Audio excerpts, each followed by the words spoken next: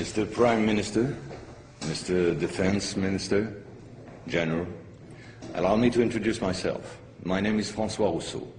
I'm in charge of an informal research group, which does not appear in your organization charts. Our president, to whom I personally and exclusively refer, thought it useful, if not necessary, that I clarify for you a certain number of issues. You think that as initiates you're better informed than most people. Allow me to doubt it. At this very moment, things are taking place. They are somehow serious enough for the informations and documents that I kept for you be revealed to you now. In a word, a manipulative operation unparalleled to this day on a planetary scale is being implemented and will be the final subject of my talk. As regards our era, everything in reality started just before World War II. Hitler had broken certain taboos, such as taking recourse to occultism and secret societies. The Ahnenerbe, a Nazi organization assigned with, among other things, archaeological and anthropological research, found this during an expedition to Afghanistan. This flying object is called Vimana, or Astra, by the Hindus. Moreover, during exploration of the subsoil by the Russians and Chinese in 1927, traces of a very ancient nuclear explosion were detected. Certain sedimentary layers had been atomically vitrified 50,000 years ago. The very same phenomenon can be observed around today's nuclear test sites. One must understand that Hitler, thanks to these discoveries, which he took highly seriously, was going to open a Pandora's box which no government, whether friend or enemy, wished to close afterward. Behind tragic history, which we all know, lies a theory based on the existence of 4 moons associated with the 4 geological cycle. According to Hans Erbiger, founder of the world ice theory, the Earth had undergone 4 semi-global extinctions of life due to the fall of one of these moons. Effectively, as one goes along, the satellite moved closer, gravity changed and triggered some deep mutation of the genetic standard, thereby creating a race of highly intelligent giants measuring approximately between 10 to 13 feet tall. Several tens of thousands years later, the moon crashed, the impact causing a serious rise in sea levels and a nuclear-like global winter. This race of giants was to disappear due to a terrestrial gravity which had grown too powerful and incapacitating for their unusual size. Hitler was initiated to these doctrines, and contacts with Tibet in particular were frequent. The Nazis sought contact with the survivors of ancient civilizations, holders of ancient technologies like the previously described Vimanas. One of these civilizations spread out over the entire planet more than 600 pyramids made of stone, earth, and even iron.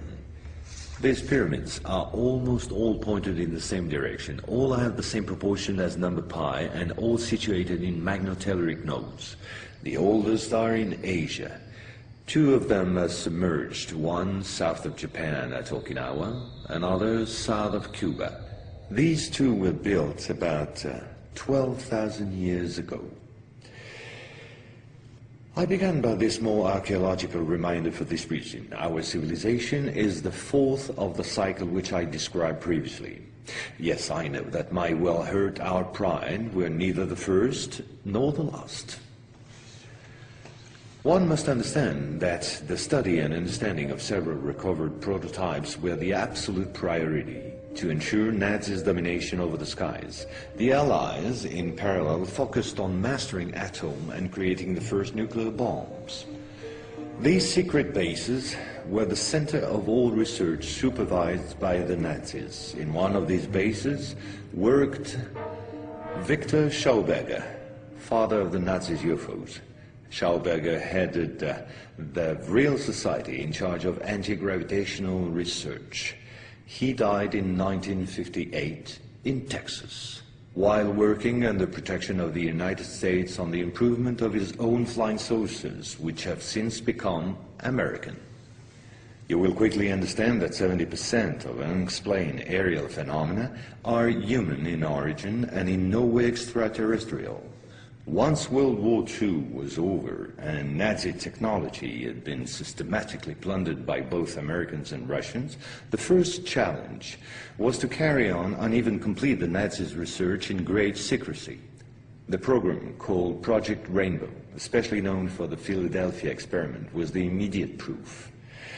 Mathematician von Neumann, who collaborated with Albert Einstein and Nikola Tesla on behalf of the Navy, succeeded in accidentally teleporting a Cannon-class destroyer escort, the USS Eldridge. These photos, supplied by Morris K. Jessup before his suspicious death, are rare testimonies for this unique experiment. In the same time, the first Indo-Aryan technology prototype trials did not go by unnoticed. The military had come up with a more efficient parry than secrecy. At about the same period, Kenneth Arnold, US Air Force pilot and CIA agent, launched the greatest operation in manipulation ever concerning the existence of UFOs.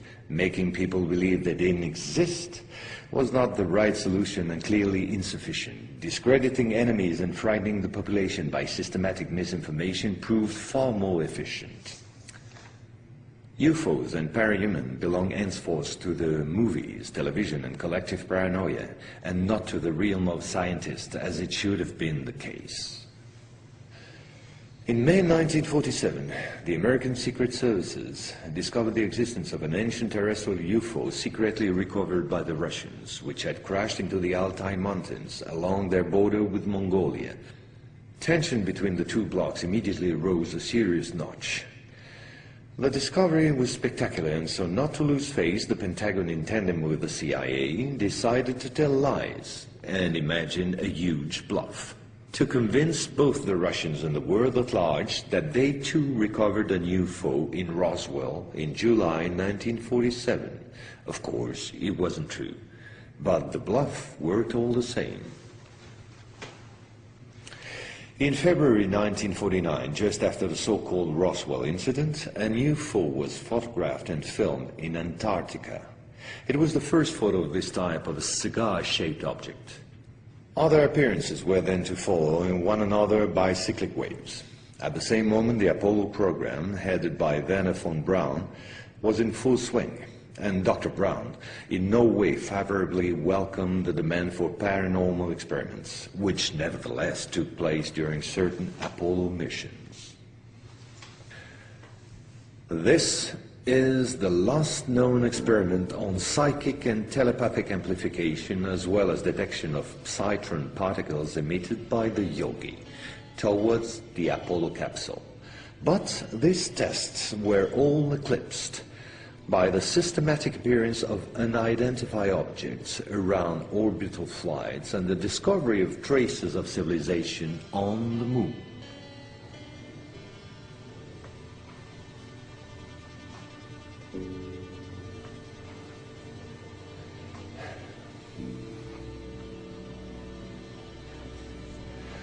NASA had to face an avalanche of data and embarrassing proofs. The only solution was to put everything under the cloak of defense secret.